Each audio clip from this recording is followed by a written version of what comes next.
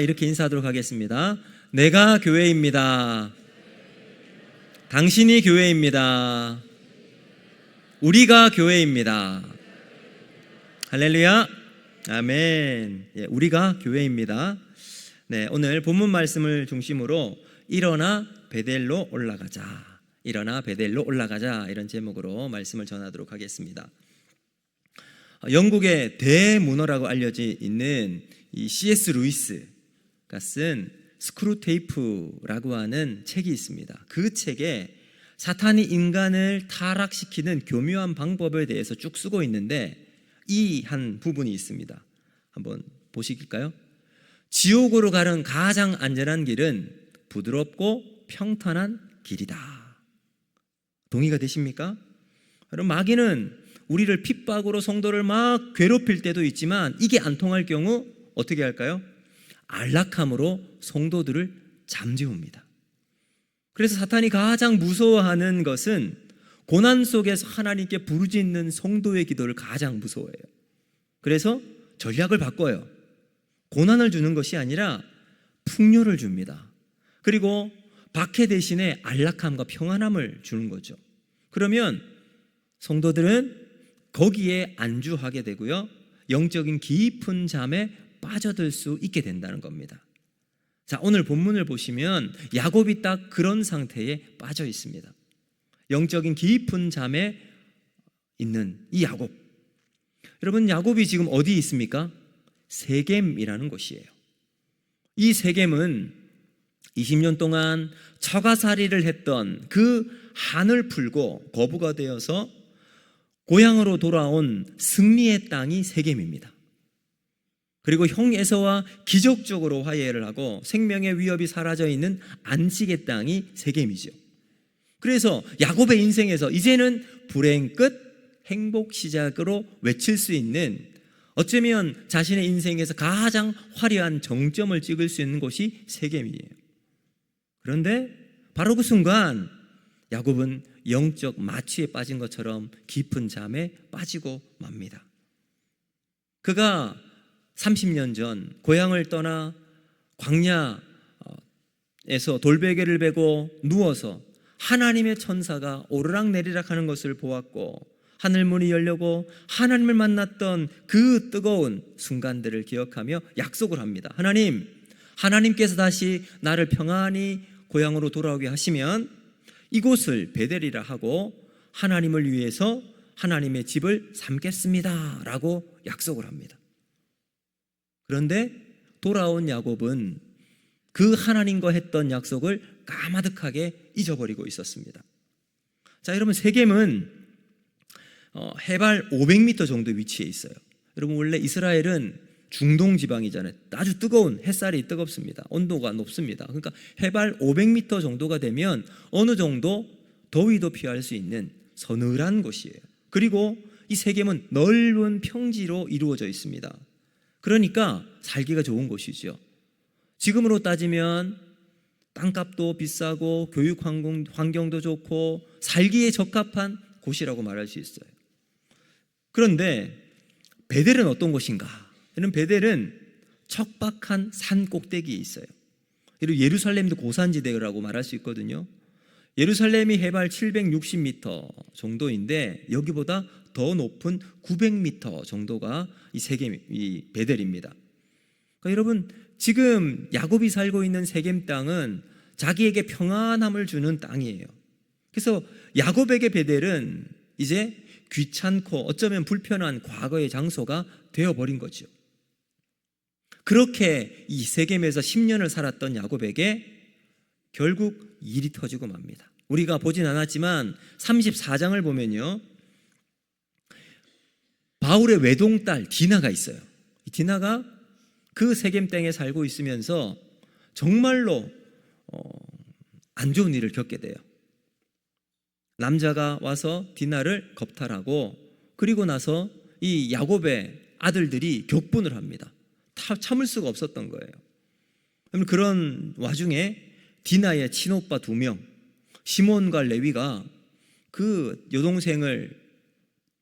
여동생에게 나쁜 짓을 했던 그 사람을 찾아가서 죽여요. 그 사람만 죽인 게 아니라 그 마을 전체 남자를 다 도륙해버립니다. 말할 수 없는 끔찍한 일이 벌어지게 되었습니다. 자, 그러면 그 마을 사람들은 그냥 가만히 지켜만 보고 있을까요? 여러분, 그 당시 통용되는 법이 눈에는 눈, 이에는 이예요. 당한 만큼 갚아주는 게 그 당시에 통용되는 법이었습니다. 그래서 여러분, 야곱은 얼마나 불안했겠습니까? 이방인이었잖아요. 타지에 살다가 여기 들어온, 정착한 지 10년밖에 되지 않은 사람. 아마 야곱은 큰 불안에 떨고 자신의 집안도 몰살당한 위기에 처해 있었습니다. 자, 여러분, 우리가 여기서 우리 한 가지 기억해야 될 것이 있어요. 이 세겜의 뜻이 뭐냐 하면 언덕이라는 뜻이 언덕. 여러분, 이 언덕이 높고 가팔라지면 뭐가 돼요? 절벽이 되는 거예요. 우리의 삶도 마찬가지예요. 사명의 자리를 떠나 세상의 안락함에 주저앉는 순간 그곳은 곧 세겜, 벼랑 끝이 되고 만다는 겁니다. 여러분, 우리의 삶은 지금 어디에 안주하고 있습니까? 세겜입니까? 아니면 베델입니까? 이 정도면 충분히 믿고 신앙생활 잘한다고 자부하며 우리가 살아가고 있지 않습니까? 세겜의 풍요에 취해서 내가 하나님께 주신 사명의 자리를 잊고 깊은 영적인 잠에 빠져 있지는 않는지 우리는 다시 한번 생각해 보아야 할 것입니다. 그런 야곱을 흔들어 깨우는 하나님의 모습이 오늘의 본문입니다. 그 세겜의 평화를 하나님께서 완전히 흔들어 뒤집어 엎어놓습니다. 왜 그러셨을까요? 하나님께서 우리를 사랑하셨기 때문입니다. 잠든 영혼을 깨워 우리가 있어야 할 사명의 자리, 베델로 보내시려는 하나님의 사랑임을 여러분 믿으시길 바랍니다. 그래서 오늘 말씀을 통해서 우리가 회복해야 할 두 가지 영성을 살펴보면서 은혜를 나누고자 합니다. 첫 번째, 우리가 가져야 할 것은 베델을 회복하는 일어남의 영성이 필요합니다. 자, 야곱이 34장에 뜻하지 않은 엄청난 사건을 만나게 되잖아요. 야곱은 그야말로 사면초가에 처하고 말았습니다. 바로 그 순간 하나님이 야곱에게 나타나 가장 먼저 하신 말씀이 있어요. 자, 우리 1절 말씀 같이 한번 읽어보겠습니다. 시작. 하나님이 야곱에게 이르시되 일어나 베델로 올라가서 거기 거주하며 내가 내 형 에서의 낫을 피하여 도망하던 때에 내게 나타났던 하나님께 거기서 제단을 쌓으라 하신지라. 아멘. 여러분, 여기 일어나에 제가 쿰이라는 단어를 써놨어요. 쿰이 히브리어로 일어나다의 단어입니다. 근데 여기 쿰이라고 하는 히브리어는요, 단순하게 몸을 일으키는 동작이 아니에요. 영적인 깊은 잠에 빠져 있는 자에게 주시는 생명의 명령이 쿰이에요. 이것은 깊은 잠을 빠져 있는 사람을 흔들어 깨우거나 죽은 자를 살릴 때 쓸 수 있는 강력한 단어입니다. 여러분, 마가복음 5장을 보면 여러 가지 기적을 예수님께서 일으켜요. 그 중에 첫 번째가 군대 귀신이 들려있는 사람을 예수님께서 귀신을 쫓아보냅니다. 그 기적을 일으켰던 곳이 데가볼리 지역이에요. 이방인들이 살고 있는 곳이었는데 바로 그 한 사람을 위해서 예수님께서 그곳에 가셔서 군대 귀신 들려있는 사람을 고쳐주십니다. 그리고 난 다음 배를 타고 건너편으로 가세요. 도착을 하자 바로 그 자리에 회당장 야이로가 예수님을 다 기다리고 있어요. 그리고는 예수님께 이렇게 말합니다. 주님, 내 딸이 죽게 되었습니다. 내 딸 좀 고쳐주십시오. 그래서 예수님이 야이로와 함께 야이로 집으로 가는 도중에 두 번째 이제 기적을 베푸시는데 바로 12회 앓은 혈우병을 앓는 여인을 고쳐주세요. 그 가는 길에 이 여인이 예수님을 보고 이렇게 마음을 먹어요. 내가 예수님 저 옷자락만 만져도 내가 낫겠다라는 믿음을 보입니다. 그리고 예수님께 가까이 다가가 예수님의 옷자락을 만져서 낫게 되죠.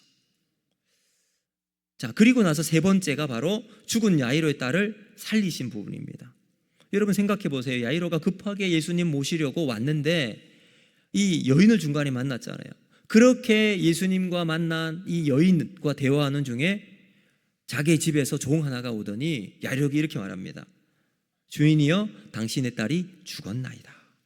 그럼 그야말로 청천벽력의 소식 아니겠습니까? 근데 우리 주님께서 이렇게 말씀하세요. 두려워 말고 믿기만 하라 하시면서 회당장과 함께 그 집으로 갔습니다. 집에 다 가보니까 이미 초상을 치르고 있고요. 아이는 죽었습니다. 온 집안의 사람들이 울며 얼마나 슬퍼하는지 몰라요. 그런데 우리 예수님께서 그 자리에 가시더니 그 죽은 소녀의 손을 잡고 일으킵니다. 자, 그리고 이렇게 말씀하세요. 마가복음 5장 41절 말씀 같이 한번 읽어보겠습니다. 시작.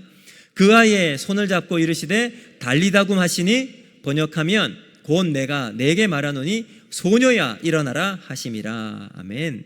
우리가 잘 알고 있는 달리다굼이 바로 여기 나옵니다. 뜻이 소녀야 일어나라. 일어나라가 나오죠. 여기 달리다굼이라고 하는 말은 앞에서 우리가 보았던 쿰 있죠. 쿰을 우리나라로 번역하면서 굼이라고 한 거예요. 달리다굼이에요. 쿰. 소녀야 일어나라. 죽어있는 영혼을 향한 예수님의 외침 쿰이에요. 자, 여러분, 야곱은 지금 10년 동안 세겜에 있습니다. 그 10년 동안 영적인 깊은 잠에 빠져 있었던 겁니다. 겉으로 보면 재산도 불고 자식들은 장성하고 성공한 인생처럼 보였지만 하나님 보시기엔 어땠을까요? 10년 동안 깊은 잠에 빠져 있는데 흔들어도 깨우지 않는 거예요. 코를 깊이 골면서 빠져든 영적 가사 상태에 있는 거예요. 성경이 그것을 증언하고 있어요. 10년 동안 살았던 세겜에서 야곱이 하나님과 대화했던 기록이 한 군데도 나오지 않습니다. 여러분, 야곱이 왜 이렇게 되었을까요? 야곱을 이 상황을 한번 보세요. 바로 앞에 상황을 보면 야곱은 야복나루에서 하나님과 씨름을 합니다. 그리고는 그의 이름이 변화가 되었잖아요. 네 이름이 이젠 야곱이 아니라 이스라엘이라 하리라. 하나님과 교류와 싸운 이름이 되었습니다. 여러분, 그 전까지 야곱에게 하나님은 할아버지와 아버지의 하나님이었어요. 그러나 바로 그 순간 야곱이 고백합니다.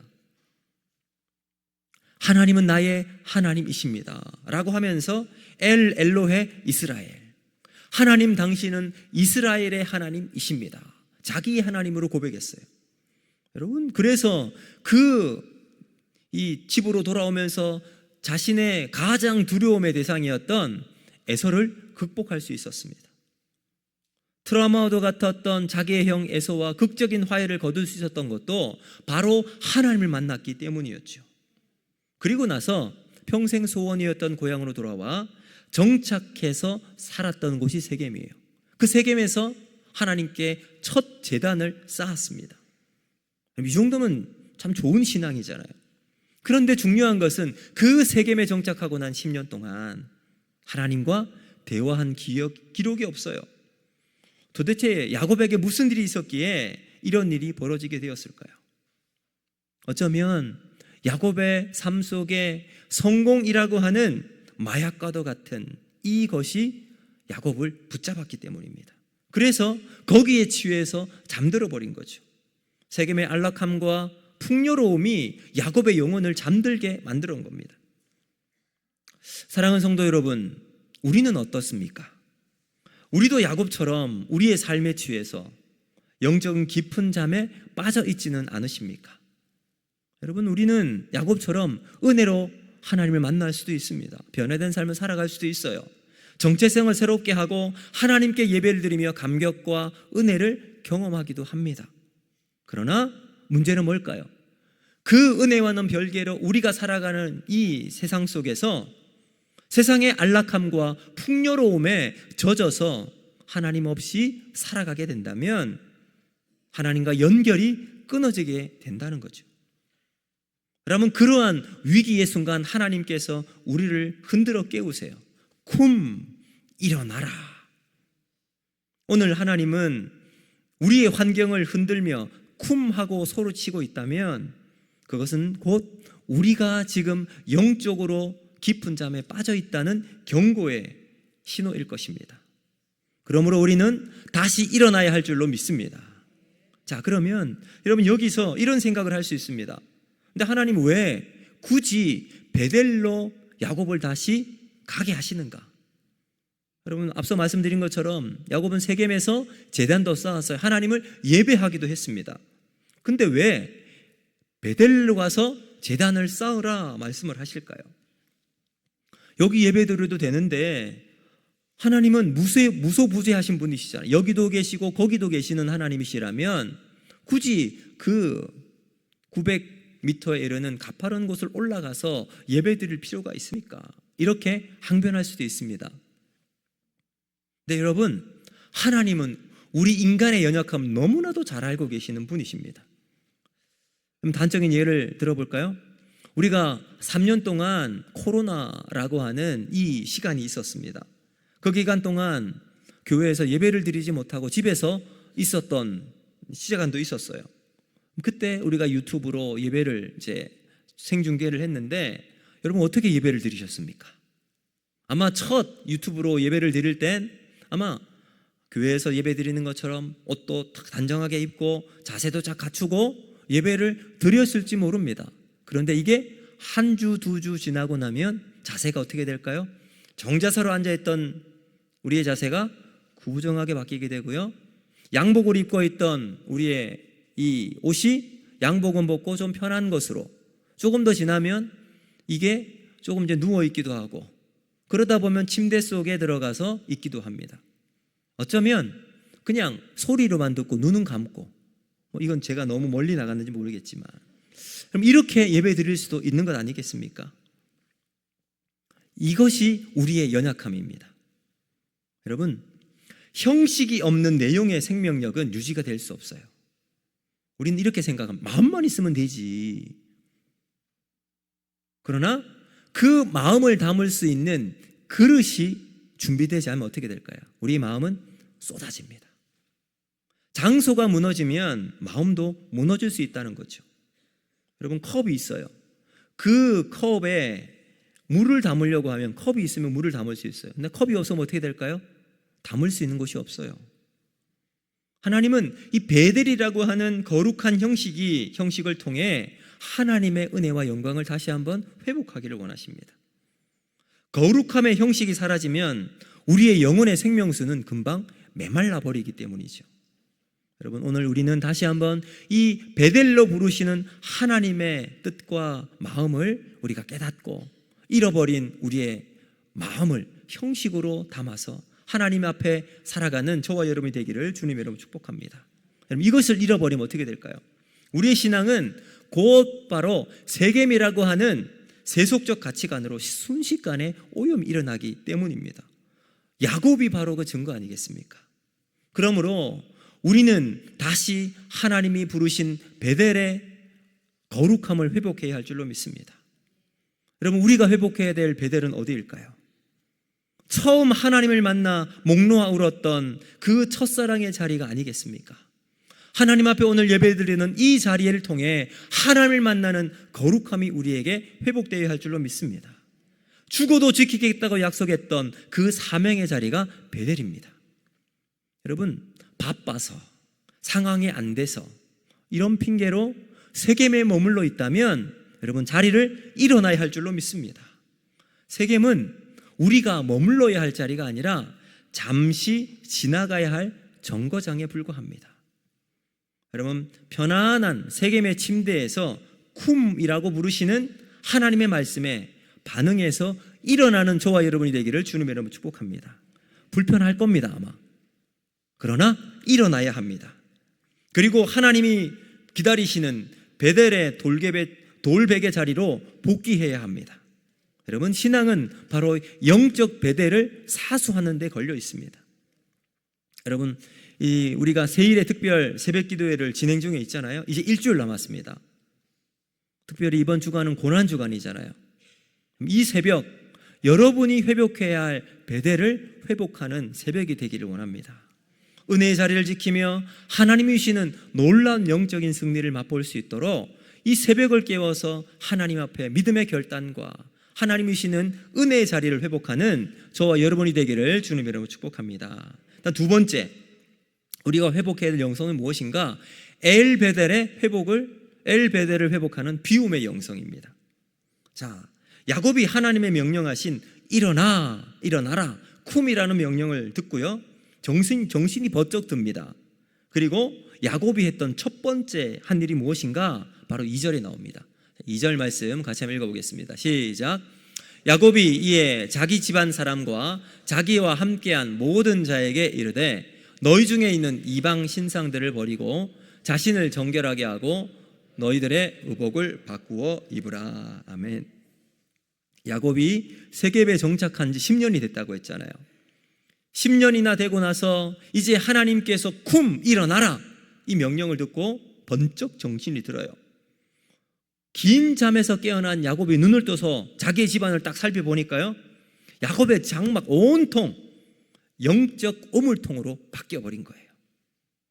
뭐 해야 될까요? 대청소가 필요한 겁니다.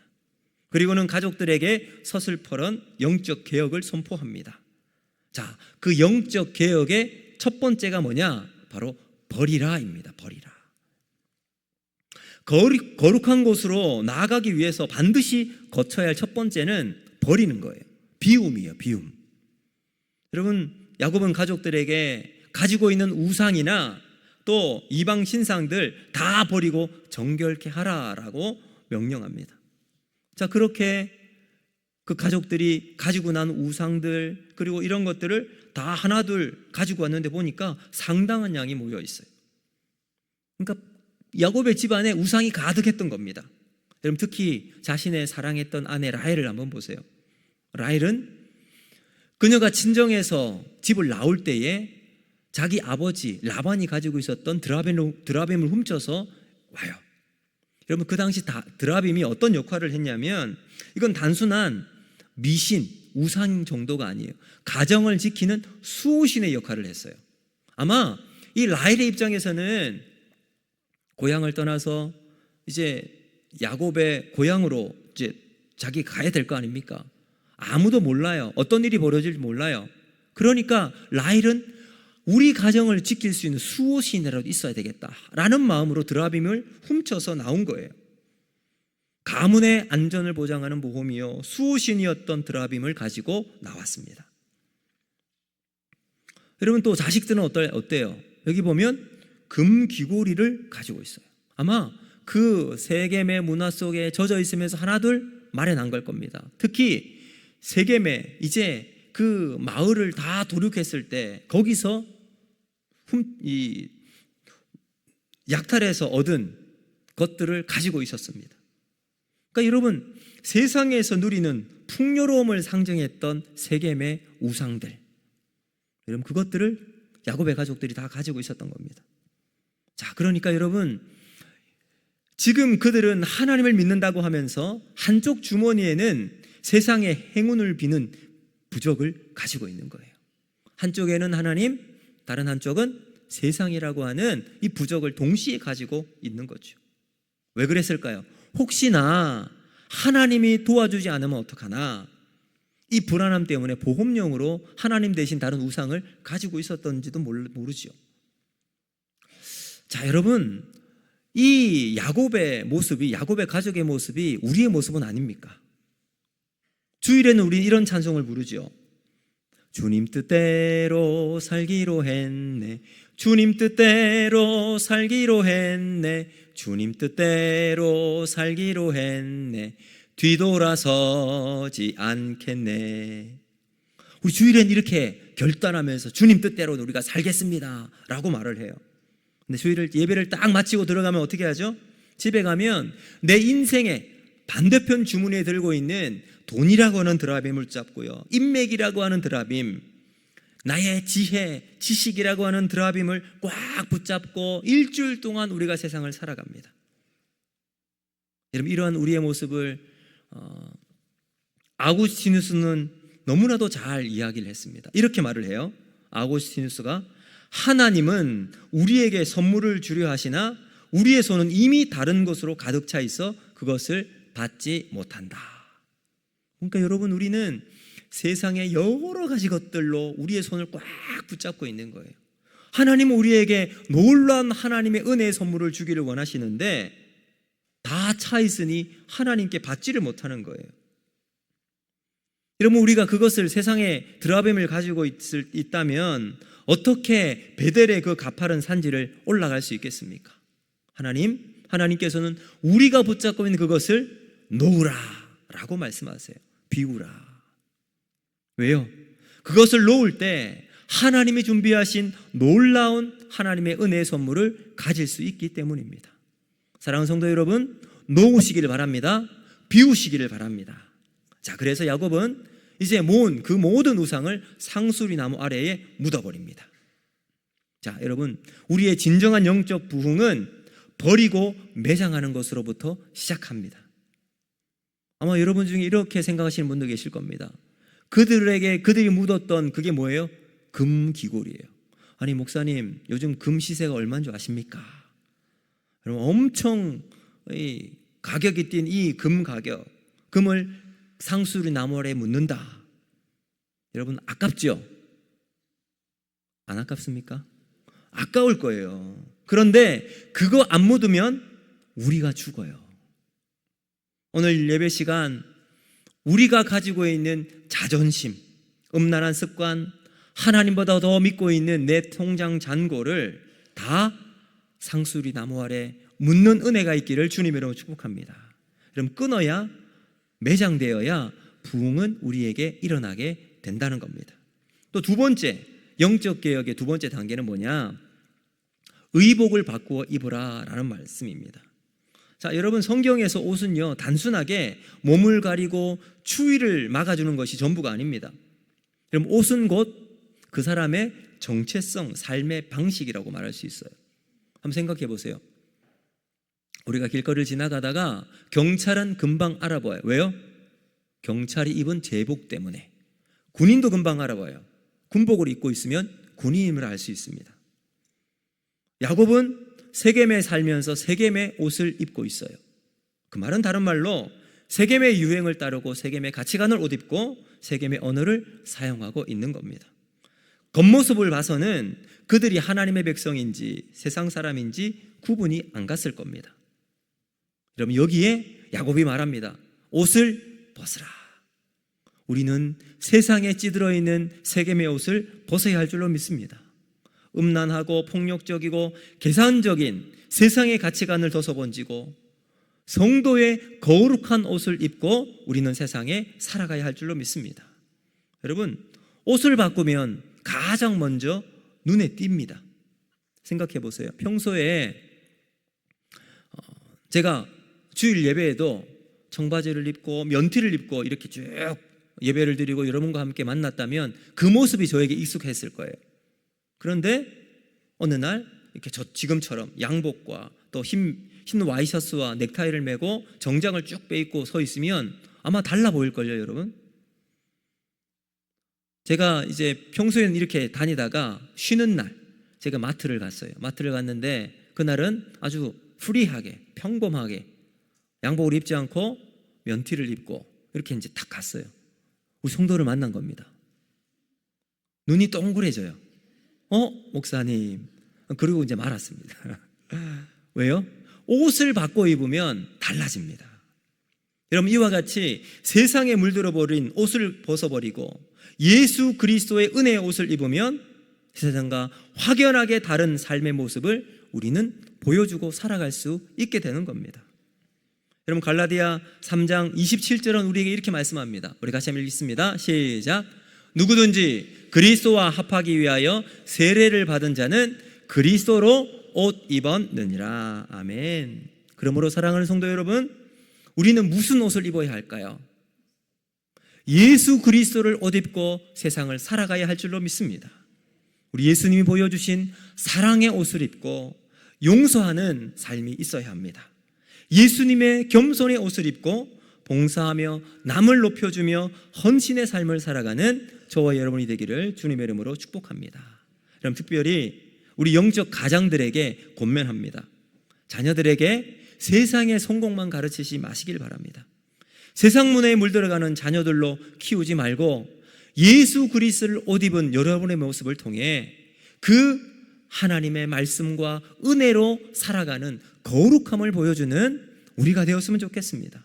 그래서 야곱처럼 담대하게 선포하는 삶, 얼마나 멋지겠습니까? 이제 우리 집안은 하나님만 섬깁니다. 예배가 우리의 삶의 가장 우선순위다. 여러분, 이것이 우리의 믿음의 고백이 되기를 주님의 이름으로 축복합니다. 자, 이제 세 번째 영적 개혁의 모습입니다. 뭐냐 하면 하나님이 주신 승리를 경험하는 거예요. 자, 이제 우상을 다 묻어버리고 야곱이 가족들을 이끌고 베델로 출발합니다. 그런데 현실적인 위기가 야곱을 조여오고 있어요. 여러분, 세겜 사람들을 다 도륙했으니까 주변의 부족들이 당장이라도 야곱을 쫓아 올 수 있었을 겁니다. 인간적으로 보면 야곱의 일가는 바로 여기서 끝장이 날 것만 같아요. 그런데 기적이 일어납니다. 야곱이 예배를 드리기 위해서 떠났을 때 하나님은 주변 부족들에게 큰 두려움을 심어주세요. 자, 5절 말씀 같이 읽어봅니다. 시작. 그들이 떠났으나 하나님이 그 사면 고울들로 크게 두려워하게 하셨으므로 야곱의 아들들을 추격하는 자가 없었더라. 아멘. 여러분, 이럴 때 우리는 할렐루야 외치는 거예요. 할렐루야, 아멘. 여러분, 이것이 바로 영적인 원리입니다. 우리가 하나님의 관계를 분명하게 하고 내 삶의 우선순위를 주님께 두면, 수직적인 하나님의 관계가 되면, 그 다음은 세상을 살아가는 이 수평적인 관계 속에선 세상의 대적들을 하나님이 직접 상대해 주시는 거예요. 은혜 아니겠습니까? 여러분, 내가 칼을 들고 싸우면 백전백패할 거예요. 그러나 내가 예배의 자리를 사수하고 지키면 하나님의 신의 한 수가 대적의 발을 묶어버리고 우리는 하나님이 주신 은혜를 맛보고 살아갈 수 있게 될 줄로 믿습니다. 여러분, 오늘 우리가 베델로 올라가기로 결단하면 우리를 괴롭혔던 모든 대적의 마음속에 하나님이 주시는 두려움을 심어주실 줄로 믿습니다. 자, 그리고 이제 야곱이 세겜을 떠나서 처음으로 하나님을 만났던 베델에 도착합니다. 자, 그리고 야곱이 이렇게 해요. 7절 같이 한번 읽어보겠습니다. 시작. 그가 거기서 제단을 쌓고 그곳을 엘베델이라 불렀으니 이는 그의 형의 낯을 피할 때에 하나님이 거기서 그에게 나타나셨음이더라. 아멘. 여러분, 여기 엘베델이라는 뜻이 뭘까요? 말 그대로 베델의 하나님이에요. 베델의 하나님이 엘베델입니다. 베델은요, 하나님의 집이잖아요. 하나님은 하나님의 집에 계시다라는 뜻입니다. 여러분, 베델은 하나님을 만나서 야곱이 불렀던 장소입니다. 근데 그 장소에서도 하나님을 만나야 하는 거예요. 엘베델의 하나님, 오늘 우리가 드리는 이 예배도 하나님이 함께 하시는 예배가 되어야 할 줄로 믿습니다. 그냥 베델이 아니라 엘베델의 하나님. 우리가 드리는 예배는 그냥 드리는 게 아니라 하나님이 임재하시는 예배가 되어야 한다는 거죠. 베델의 하나님 엘베델이 된 것처럼 우리의 예배도 예배가 되기를 주님의 이름으로 축복합니다. 그래서 우리가 머무르고 살고 있는 모든 곳에 하나님이 함께 하시고 임재하시는 영적 임재를 경험해서 날마다 하나님이 우리를 붙잡고 인도해 나가는 복된 믿음의 삶이 우리 모두에게 일어나기를 바랍니다. 바로 그곳에 하나님의 거룩한 임재가 함께합니다. 여러분, 교회 마당만 밟고 가는 종교인이 아니라 예배를 드렸으니 됐다, 이게 아니라 이 예배를 통해 하나님을 만나고 말씀이 내 안에 깊이 심어지는 그러한 축복이 우리에게 있어야 합니다. 여러분, 우리의 가정에, 직장에서 이 하나님의 임재가 나타나기를 주님의 이름으로 축복합니다. 그래서 무엇을 하든지 하나님이 동행하시는 믿음의 사람이 되기를 주님의 이름으로 축복합니다. 이제 말씀을 맺도록 하겠습니다. 여러분, 우리가 영적 마취 상태에 빠져 세상의 안락함에 빠져 있었던 야곱에게 하나님이 호령이 있어요. 일어나라, 쿰. 그럴 때 야곱이 다시 일어났습니다. 오늘 우리에게도 주시는 두 가지 영적 교훈, 베델을 회복하는 일어남의 영성이 필요합니다. 여러분, 신앙은 자리를 사수하는 데 있어요. 영적인 자리를 사수하도록 핑계대지 않고 끝까지 하나님의 은혜를 붙잡고 살아가는 자리, 하나님이 기다리시는 베델의 자리, 예배의 자리, 기도의 자리를 회복하는 우리가 되기를 주님의 이름으로 축복합니다. 두 번째, 엘베델을 회복하는 비움의 영성이 필요해요. 여러분 비워야 합니다. 묻어야 합니다. 그래서 하나님 앞에 진정으로 예배하는 엘베델이 되는 축복의 삶을 살아가야 합니다. 내가 세상에 붙잡고 있던 모든 드라빔들을 다 묻으시길 바랍니다. 그래서 엘베델의 충만한 임재가 여러분의 삶을 채워나갈 때 우리는 하나님과 더불어 세상 속에서 승리하며 믿음의 한 걸음걸음을 살아가는 복된 삶이 우리에게 일어나게 될 줄로 믿습니다. 여러분, 그래서 우리가 그 주님과 함께 믿음의 한 걸음이 되어질 때 나의 하나님임을 믿음으로 고백하며 엘베델을 회복하는 우리 모두가 되기를 주님 여러분 축복합니다. 여러분 말씀을 기억하면서 오늘 이 찬양 같이 했으면 좋겠는데요. 내 평생에 가는 길입니다. 여러분 우리의 인생길 걸어나갈 때 보면 참 하나님이 인도하시는 우리의 인생길이에요. 그런데 때때로 만나는 어려움들, 평안한 가운데